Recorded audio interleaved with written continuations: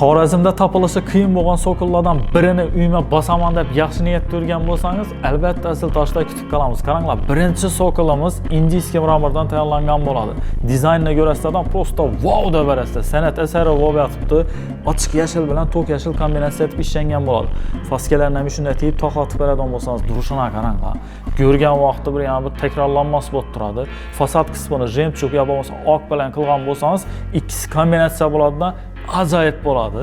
Bu ko'rib turganingiz 60 santimetrlisi bo'ladi. Agar siz 80 santimetrlarni baland aytadigan bo'lsangiz-ku, вообще bir bogati ko'rinib turadi. Aytaman-ku, yani takrorlanmas, zo'rini xohlaydigan mijozlarimiz uchun aynan buni tavsiya etamiz. Ikkinchisi esa indiyskiy granitdan bo'lgan ana shu so'qilimizni tavsiya etamiz. Durishini qaranglar, faskalari bilan akkuratni chiqqan. Oynadin turadi. O'zim hozirdan o trendda o'tibdi, shuning uchun svetlar trendda o'tibdi, to'g'rimi?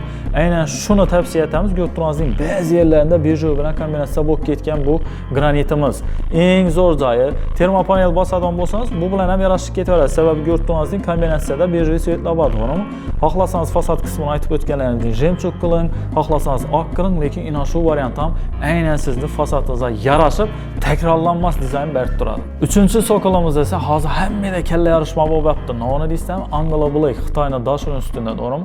Aynan bundan ham ina ko'rib turganingizdek tayyor dizayniga so'qilimizni taxlab qo'yibmiz. Faskalari hamma narsasi joy-joyida bo'ladi.